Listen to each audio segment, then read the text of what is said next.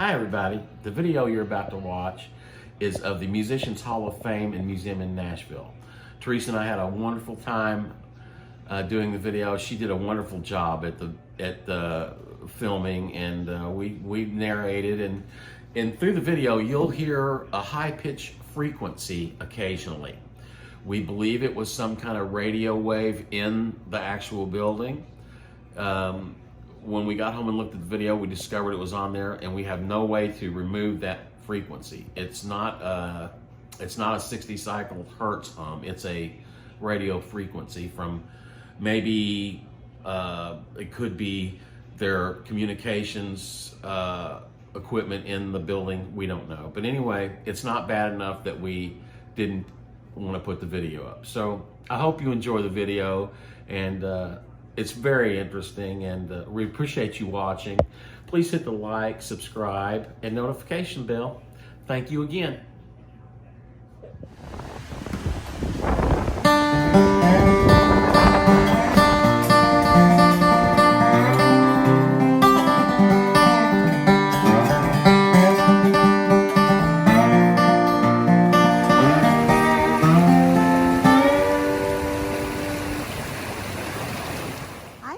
We're here at the Musicians Hall of Fame.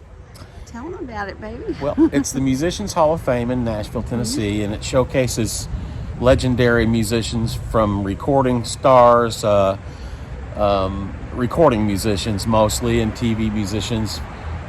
And it's really, I've never been here before, so we're about to go in and check it out. And, you know, I'm a member of the Steel Guitar Hall of Fame, which is not this. Maybe one day I'll be a member of this. I hope so. So stay with us. Yes. So we just purchased our tickets. It was $20 a piece, something like that. And because I'm a Grand Ole Opry musician, they gave us the VIP passes, guest passes. So let's go on in and check it out.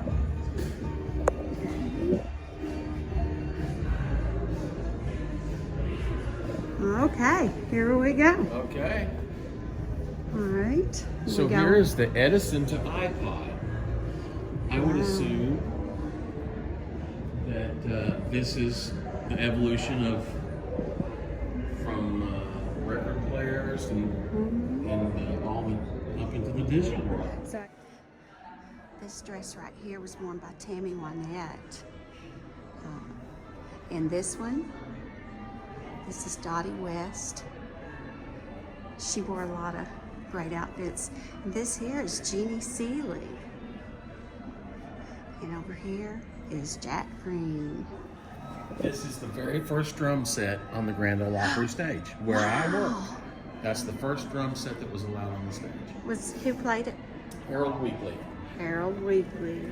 He's on it. And move on. Okay. This is Steve Warner's display. And there is the original written Holes in the Floor of Heaven that Steve wrote. Oh, look at that.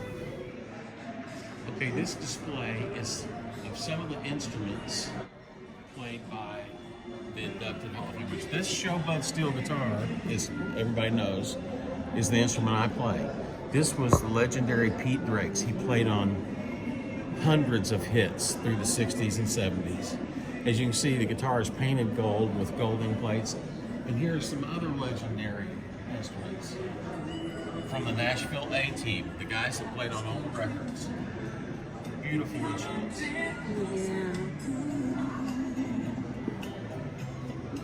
Really cool.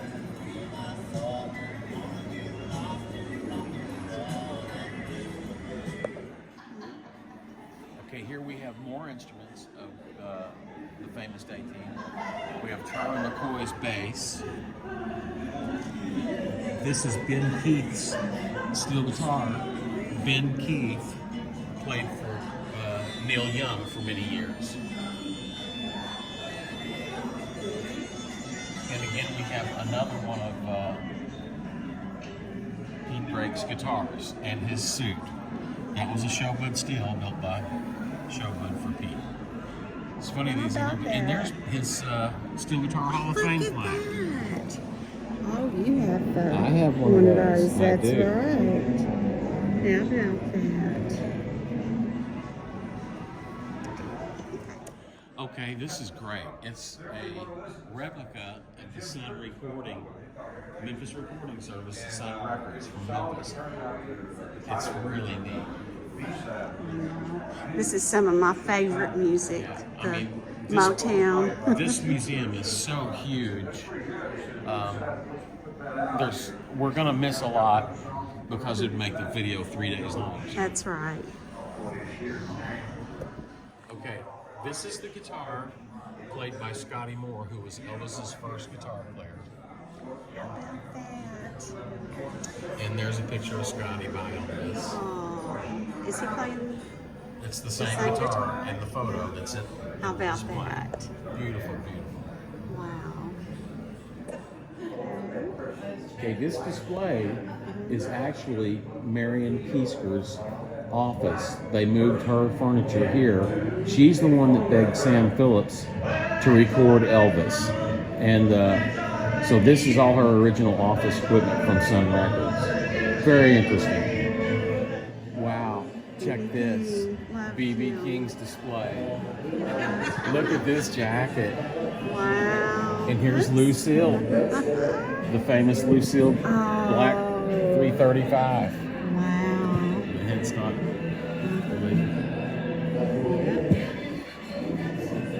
How about that? Awesome. Oh, and here's his road case for his guitar. Very cool. All the places that's been. Man.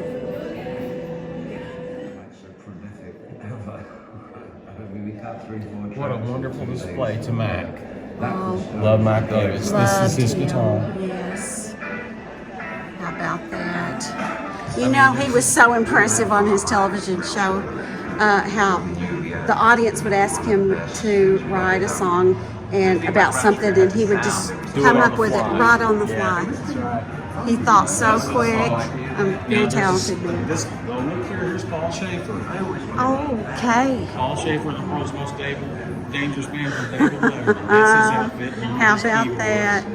How about that? I shot him on a Farm Aid one time. He was great to work with. Yeah, I've worked with him before. You have? Yes, you have. Les Paul. Les Paul, the man that invented multi-tracking, multi-recording. Wow.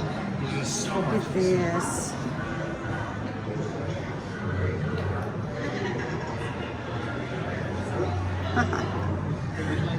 Wouldn't you like to have that Les Paul license plate? Oh, yeah. But I know you'd probably rather have those guitars, wouldn't you? Okay, this is the musicians that played on all the records in TV movies and soundtracks, the Wrecking Crew. The Wrecking Crew. If you're not familiar with it, it was a group of musicians in Los Angeles that did most of the recording through the 50s, 60s, and 70s, and up until the 80s. In fact, James Burton, Elvis' guitar player, was a member of that bunch. As well as Glenn Campbell. Glenn Campbell. Mm-hmm. Several musicians.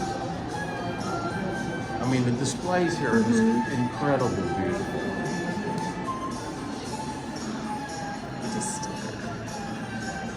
Here's Glenn Campbell's guitar. One of them. The double neck. How about that? And it's signed. How about that? Yeah, there's his signature right there. And as you can see. This display is of a piano that was in Caribou Ranch Recording Studio rehearsal and songwriting hall. It's a grand piano, and as you can see, it was used on Dan Fogelberg, Peter Cetera, John Lennon. There's been so many people play this piano, and there's a picture of Michael Jackson leaning on the piano. Amazing.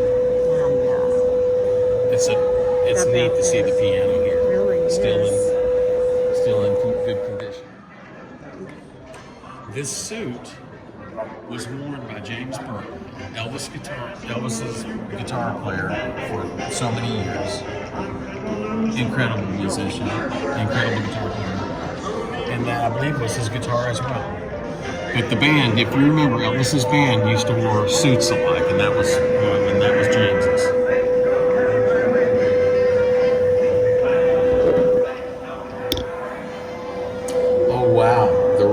Barbison display. Amazing. Wonderful display. Beautiful. Look, they even have his cast from his broken leg. Oh my goodness. And a set list. This is so cool. Very cool. I hope y'all can see that. The writing is kind of faint. What is this? Just That was one of his toys. He was into model airplanes and model boats. Oh, wait, like go on water and stuff? Yeah. Cool. The display of gold, platinum, and silver records in this place is overwhelming.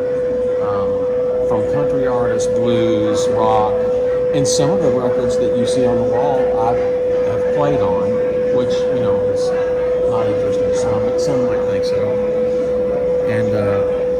And I got to tell you, a lot of the things that you see in this museum, video clips and things, Teresa had probably been on the set to shoot that. Who knows? I mean, there's just so much history here.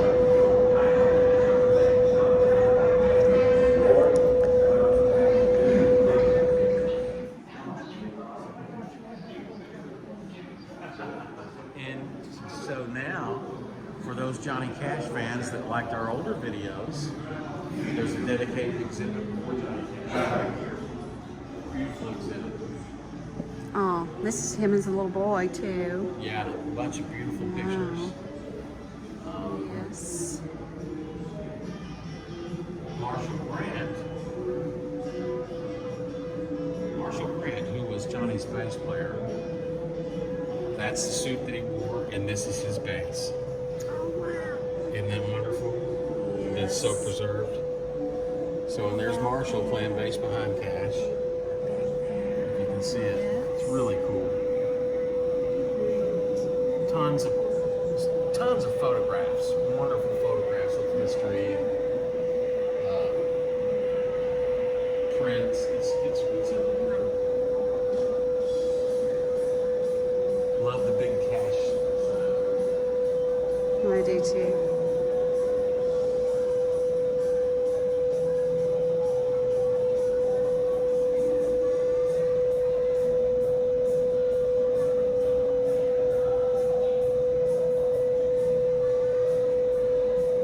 Such an interesting place. So these were the actual Cash marquee letters, Yes. I guess, that traveled with him on stage, maybe? Well, I think they came from the television show for a while too. They've been in existence for a long time. And this is the Garth Brooks display. And here, this is Mark Miller, the engineer, and Mike Chapman, bass guitar, Bruce Boughton. And Bruce played steel guitar. There's Garth right there in the middle. And right here's a little guitar that Bruce Boughton played, slide guitar. And Mark Cass Stevens is in there as well. And this is one of his guitars. And that is Mark Cass Stevens right here in the striped shirt. And Bobby Wood and Chris Lusinger, Alan Reynolds down there. Again, there's Garth. And this guitar was one of Garth's guitars that he played on stage. See, this is Milton Sledge. I'm sorry, I was checking. Milton Sledge, he was the drummer. And over here is Mike Chapman's bass. And right here is Chris Lusinger's guitar. It's a Music Man guitar. And I'll give you one more look at all the guys. So, you know, all these guys are friends of mine.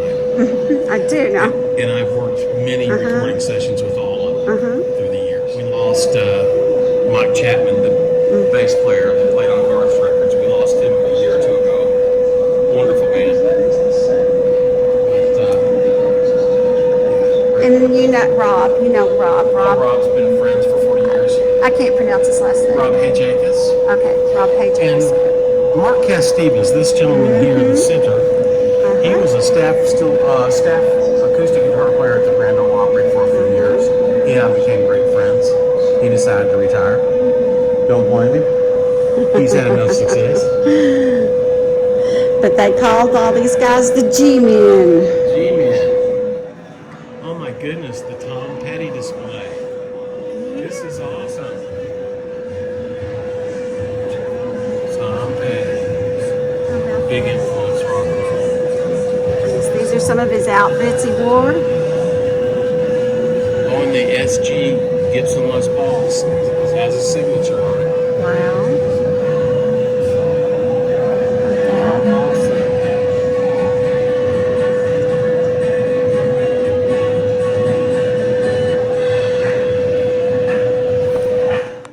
Okay, we've just entered the Grammy Award virtual reality segment of the museum.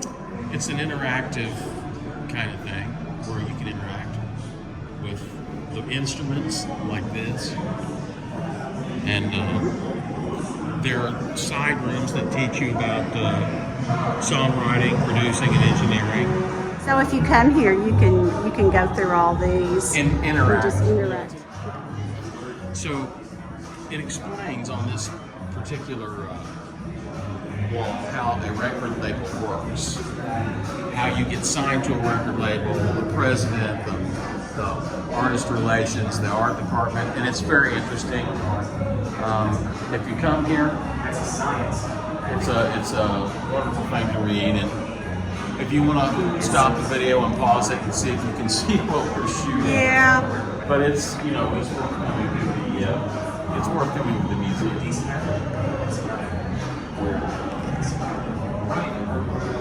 They have Bruce Springsteen in here too, and I guess this is Gary Talent's bass, who was Springsteen's bass player.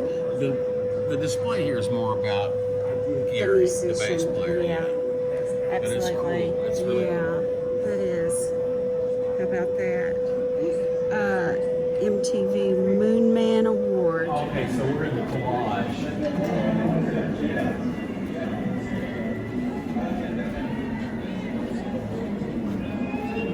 Oh yes. And I know that guitar very well. Oh well, there it is. Yeah. Oh, Jimmy. Oh, thank you, Jay, so much. Oh. Okay, this is Jimmy Cap's guitar, longtime session player, world-class musician. And Jimmy and I were the best of friends for many years. Jimmy was responsible for me getting one of the best jobs of my career, and that is the job at the Grand Ole Opry as staff steel player back in 97 or 98. Jimmy and I had been playing some sessions, and they asked him who they thought could do a good job as the staff steel player, and he recommended me. So we miss Jimmy so much. Yes, we do. But he was responsible for a lot of good things happening to me. We love Jimmy Caps. And that's how it happened for me, was thanks to him. I mean, you got to do the job, and you got to show up, and you got to be the guy. But still, that's how you get in. I mean, if nobody knows who you are, it takes somebody to say, part of it. I guess, I don't know. We really hit it off, and I was such a fan, and I knew who he was when I was a kid. It's a giant, big Grammy right there. Yeah, I wonder who wins that. The thing is giant. Let me stand in front of it and show you the picture. You just want to act like you want it, didn't you? That's huge, and look at that. Huge Grammy. I know. Now, one of my favorite bands of all time, not Tommy's, but mine, is Creedence Clearwater Revival. There's their And instrument. there's their instruments. Look at this. 1969 Gibson J200. That. Okay. Yeah, we got some beautiful guitars. I love those 335 Gibsons. They're so pretty. This one here. Okay. Yep. And the bass. All right. Here's our sweet Dolly. Oh, check this out. Here's Emmy Lou Harris Grammy. Oh, is Check it? it out. That's Emmy's Grammy. Oh, look at Emmy Lou that. Harris. How about that? Oh, no, it might be too dark to read. There you go. And I There's bet another it's... Emmy Lou Harris Grammy. How about that? Very cool. Yes, it is. Emmy Lou Harris. So what we're entering here is a mobile recording studio that I believe they've recorded some George Jones records on. And the equipment looks ancient, but we're going to go walk through it because it is interesting to some musicians that might be watching the channel. These old, I mean, it's really what was this, 3-inch tape or 2-inch. 2-inch? 2-inch. Used to have to splice it. That's an Ampex recorder.